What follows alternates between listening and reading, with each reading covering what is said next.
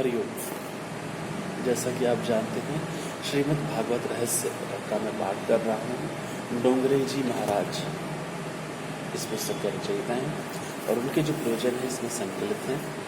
कहते हैं कि डोंगरे जी भगवान को साक्षात्कार हुआ ही था। चलिए ऐसे आत्मवेता संत को, ऐसे भगवान रूपी संत को हम पढ़ते हैं। प्रथम स्कंद चल रहा है और ये 13वां एपिसोड मैं शुरू करता हूँ। मांगने से प्रेम की धारा टूट जाती है, प्रेम का प्रमाण घटने लगता है, इसलिए प्रभु से कुछ भी नहीं मांगे, भगवान को अपना ऋणी बना लो। श्री रामचंद्र जी ने राज्याभिषेक के प्रसंग पर सभी वानरों को भेंट दी, किंतु हनुमान जी को कुछ नहीं दिया। इस घटना से सीता जी को दुख हुआ। उन्होंने राम से कहा कि हनुमान को भी तो कुछ दीजिए। राम जी ने कहा कि उसे मैं क्या दूँ, उससे तो मुझ पर कितने ही उपकार किए हैं, मुझे ऋणी बनाया है। श्री राम हनुमान जी से कहते हैं, प्रति उपकार करऊँ का तोरा, सन्मुख कोई न सकल न मोरा।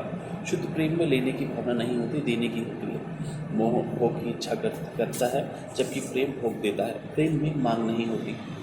प्रेम में अपेक्षा की भाव जगा कि सच्चा प्रेम भागा ही समझे। भक्ति से मांगी हुई वस्तु मिलेगी तो जरूर, किंतु भगवान हाथ से निकल जाएंगे, नित्य देने वाला चला जाएगा। गीता में कहा है, देवान देव यजो याति मद्भक्ता याति मामपि। गीता 7वां अध्याय श्लोक 23वां। सकामी भक्त जिन देवताओं की पूजा करते हैं, उन सभी देवताओं द्वारा मैं इच्छित भोगों की पूर्ति करता हूँ, किंतु मेरी निष्काम भक्ति करने वाले भक्त मुझे ही प्राप्त करते हैं। भगवान से धन मांगोगे तो धन तो मिलेगा, किंतु भगवान सब नहीं मिलेगा।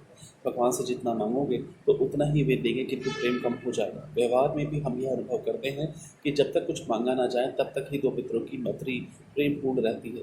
गोपियाँ नयन दृष्टि भी श्री कृष्ण को ही देती हैं और मन वे श्री कृष्ण से कुछ भी मांगने की अपेक्षा सर्वस्व अर्पण ही करती है। भगवान से कुछ मांगोगे तो प्रेम खंडित होगा। हमेशा ऐसा ही मानिए कि प्रभु ने मुझे बहुत दिया है। कई लोग हर वर्ष डाकोर जी तीर्थ की यात्रा करते हैं। वे रणछोड़ जी से कहते हैं कि मैं 6 वर्षों से आपके दर्शनार्थ आता रहता हूँ, फिर भी मुझे पुत्र नहीं मिला। भगवान उसे पुत्र तो देते हैं, किंतु साथ साथ कहते हैं कि अब मेरा और तेरा संबंध टूट चुका। डाकोर जी की अपेक्षा से कुछ कम दे तो मानिए कि वह तो परिपूर्ण है, किंतु मेरी पात्रता अधूरी होने से ही मुझे कम मिला है। निष्काम भक्ति उत्तम है। वैष्णव मुक्ति की भी अपेक्षा नहीं करता। हरि के जन तो मुक्ति भी नहीं मांगते। मुक्ति की अपेक्षा भक्ति में अलौकिक आनंद है। भक्ति में जिसे आनंद मिलता है उसे मुक्ति का आनंद तुच्छ नगण्य लगता है। वेदांती तो मानते हैं कि इस आत्मा का बंधन है ही नहीं, तो फिर भी मुक्ति का प्रश्न ही कैसे उठता है। वैष्णव मानते हैं कि मुक्ति तो मेरे भगवान की दासी है, दासी की अपेक्षा मेरे भगवान गुरुतर है।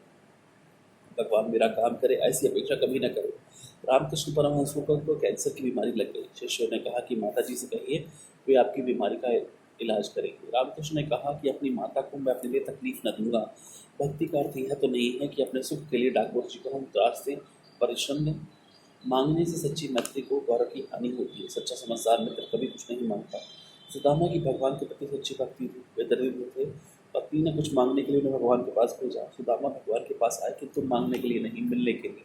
उन्होंने द्वारिकापति का वैभव देखा, फिर भी जुबान तक न खोली। सुदामा ने सोचा कि मैत्री मिलन से यदि भगवान की आंखें भीग गई हैं, तो फिर अपनी दरिद्रता की बात बताने पर तो उन्हें कितना गहरा दुख होगा। मेरे दुख का कारण मेरे कर्म ही है, मेरे दुख की गाथा सुनकर तो उन्हें दुख ही तो होगा। ऐसा सोचकर सुदामा ने भगवान से कुछ नहीं मांगा। सुदामा की तो यही इच्छा थी कि अपने द्वारा लाए गए मुट्ठी भर तंदुल भगवान प्रेम से प्राशन करें। भगवान जाने कि वे कुछ लेने नहीं, देने ही आया है। ईश्वर पहले हमारा सर्वस्व देता है और फिर अपना सर्वस्व हमें देता है। जीव के निष्काम होने पर ही भगवान उसकी पूजा करते हैं। भक्त जब निष्काम होता है तो भगवान अपने स्वरूप का दान भक्त को कर देते हैं। जीव जब अपना जीवित्व छोड़कर ईश्वर के द्वार पर जाता है, तब भगवान भी अपना ईश्वर तत्व भूलकर भक्तों से मिलते हैं। सुदामा 10 दिन का भूखा था, फिर भी उसने अपना सर्वस्व मुट्ठी भर तांदुल प्रभु को दे दिया। सुदामा के तांदुल चाहे मुट्ठी भर ही थे, फिर भी वही तो उस समय उसका सर्वस्व था। वैसे मुट्ठी भर तांदुल की कोई इतनी बड़ी कीमत नहीं है, किंतु मूल्य तो सुदामा के प्रभु प्रेम का है। यदि मेरे लिए श्री ठाकुर जी को थोड़ा सा श्रम उठाना पड़ेगा तो मेरी भक्ति व्यर्थ है, निष्फल है, ऐसा माना। भगवान से कुछ भी न मांगो, न मांगने से भगवान तुम्हारे ऋणी होंगे। गोपियों ने भगवान से कुछ भी नहीं मांगा था, उनकी भक्ति निष्काम थी, अतः भगवान गोपियों के ऋणी थे। गोपी गीत में भी वे भगवान से कहती हैं कि हम तो आपकी निःशुल्क शुद्ध दासियाँ हैं, अर्थात निष्काम भाव से सेवा करने वाली दासियाँ हैं। इसी तरह कुरुक्षेत्र में भी जब वे भगवान श्री कृष्ण को मिलती हैं तो वहाँ भी वे कुछ नहीं मांगते हैं। वे तो केवल इतना इच्छा करती हैं, संसार कूपति तो तरणावलंबम कीवचुषाम्पि मनुस्थित्या सदा नः। संसार रूपी कुएं में गिरे हुए को उसमें से बाहर निकलने के अवलंबन रूप आपके चरण कमल घर में रहते हुए भी हमारे मन में सदा बसे रहे। एक सखी उद्धव जी से पूछती है कि तुम किसका संदेश लेकर आए हो। कृष्ण का, वे तो यहाँ पर ही उपस्थित है। लोग कहते हैं कि श्री कृष्ण मथुरा गए हैं, पर यह बात गलत है। मेरे ठाकुर जी हमेशा मेरे साथ ही हैं। 24 घंटों का हमारा उनके साथ संयोग है। गोपियों का प्रेम शुद्ध है। वे जब भी भगवान का स्मरण करती हैं, ठाकुर जी को प्रकट होना ही पड़ता है। गोपियों की निष्काम भक्ति इतनी सत्यशील है कि भगवान खींचे हुए चले आते हैं। ठाकुर जी को सदा साथ रखोगे, जहाँ भी जाओगे भक्ति कर सकोगे। तभी तो तुकाराम भगत कहते हैं, मुझे चाहे भोजन न भी मिले, परंतु हे विठ्ठलनाथ मुझे एक भी क्षण को अपने से अलग मत रखना। भगवान उद्धव जी से कहते हैं, उद्धव मेरी गोपियाँ मुझ में तन्मय चित्त वाली हैं, मदर दे तक देही गाय हैं। गोपियों का आदर्श आंख के सामने रखो और भगवान की भक्ति करो। सुदामा की निष्काम भक्ति को याद रखकर प्रभु की भक्ति करो। सुदामा और गोपियों जैसी भक्ति सीखो। सुदामा की भक्ति ही निष्काम थी। तुम अपना सर्वस्व भगवान को अर्पण करो। ऐसा होने पर भगवान भी अपना सर्वस्व तुम्हें देंगे। निष्काम भक्ति ही भागवत का मुख्य विषय है। निष्काम भक्ति ही श्रेष्ठ भक्ति है। निष्काम भक्ति का श्रेष्ठ दृष्टांत श्री कृष्ण के प्रति गोपियों की निष्काम ममता, निष्काम प्रेम। गोपियाँ तो मुक्ति की भी इच्छा नहीं रखती थी, श्री कृष्ण का सुख ही अपना सुख है, ऐसा गोपियाँ मानती थी। एक सखी ने उद्धव जी से कहा कि श्री कृष्ण के वियोग में कैसी दशा है, वह तो आपने देख लिया।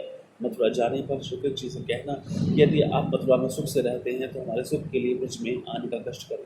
हमारा प्रेम अपने सुख के लिए नहीं है, किंतु श्री कृष्ण को ही सुखी करने के लिए है। श्री कृष्ण के वियोग से हम दुखी हैं और विलाप भी करती हैं, परंतु हमारे विरह में यदि वे मथुरा में सुख से रहते हैं तो वे सुखी रहें। हमारे सुख के लिए वे यहाँ न आएँ। यदि अपने सुख के लिए ही वे यहाँ आना चाहें तो अवश्य पधारें। दूसरों के सुख में सुख का अनुभव करना ही सच्चे प्रेम का लक्षण है। शांडिल्य मुनि ने अपने भक्ति सूत्र में लिखा है, तत्सुखे सुखित्वम प्रेम लक्षणम। धन्य है वे ब्रजवासी भक्तजन जो श्री कृष्ण से मिलने के लिए मथुरा नहीं गए। गोपी प्रेम की पागल अवस्था में भगवान की निकटता का अनुभव करती।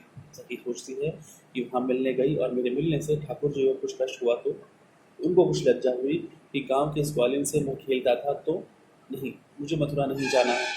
मेरे प्रेम में कुछ ना कुछ न्यूनता ही रह गई है, इसलिए वे मुझको छोड़कर चले गए हैं। मेरा प्रेम यदि सच्चा है तो अवश्य ही गोकुल लौटेंगे। उस समय तक मैं विरह दुख सहन करती रहूंगी। इसलिए श्री कृष्ण जी कहते हैं कि मुझे गोकुल में जो आनंद गोपियों से मिलता है वह द्वारिका में नहीं है।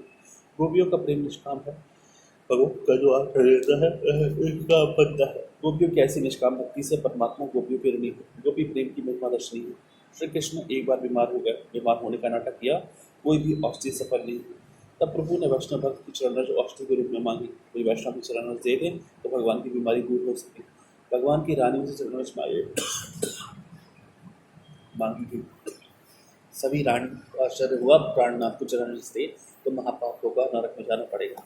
नरक में कौन जाए, हम तो चरणरज नहीं देंगी। दूसरों से भी चरणरज मांगी गई, कोई तैयार न हो। अंत में बात गोपियों तक पहुंची। गोपियों ने सुना कि उनका कृष्ण बीमार है, यदि वे भले चंगे हो सकते हैं तो हम अपनी चरणरज देने को तैयार हैं। इसके लिए हम कोई भी दुख सहने को तैयार हैं। जो अपना कन्हैया सुखी भला चंगा होता हो तो हम नरक यातना भी भुगत लेंगे। उन्होंने अपनी चरणरज दी, श्री कृष्ण की बीमारी दूर हो गई। सच्चे निष्काम प्रेम की परीक्षा भी हो गई। भागवत का फल है निष्काम भक्ति। निष्काम भक्ति भगवान को प्रसन्न करती है। गोपियों की जैसी निष्काम भक्ति की आदत डालो। हरिओम तत्सत। बहुत बहुत धन्यवाद।